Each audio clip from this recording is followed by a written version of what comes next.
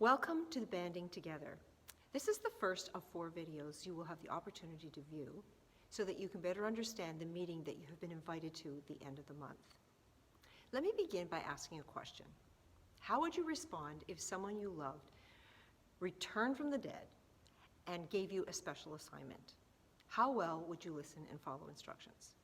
This actually happened. Jesus rose from the dead and gave the command known as the Great Commission. His words were clear. All authority in heaven and on earth has been given to me. Therefore, go make disciples. Along with this command to love God, love others, there are 3 basic instructions to the Christian life. Love God, love others, and make disciples. You know, I don't think I need to convince any of you that there is an importance to making disciples. The challenge is explaining the process and getting the job done. So I'm going to share with you a simple, practical, biblical strategy for group discipleship that leads to multiplication. Jesus is the greatest disciple maker. How did Jesus make disciples? Jesus loved God, he loved people, and he spent time with people in different sizes of groups. Let's explore these groups. Jesus preached to the multitudes, large groups of people. We will call this public space. This is large groups where he taught them, spent time with them, healed the sick, sometimes feeding them, and discipleship was done in these large groups of people. This group size would be 100 and larger. At Hillside here, this is a Sunday morning gathering, and in other times when we come together in large groups. The second group that Jesus spent time with, we will call social space. This is a group of 25 to 75 people. The scriptures say that Jesus sent out 72. He had first discipled them and then spent time with them, teaching them. These groups at Hillside will be Hillside men, Hillside women, Hillside seniors, youth, young adults. Anytime we have a potluck, anytime we have those kinds of numbers, it is considered social space. The third group that Jesus spent time with was the 12 disciples.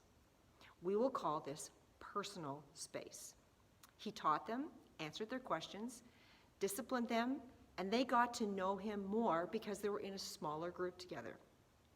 There was more of a community aspect to this group.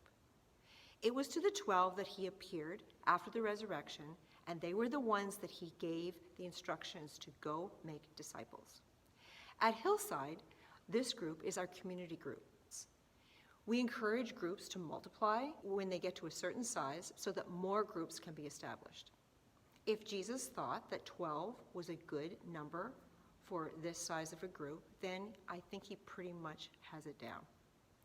The fourth group that Jesus spent time with was with a smaller group of 3.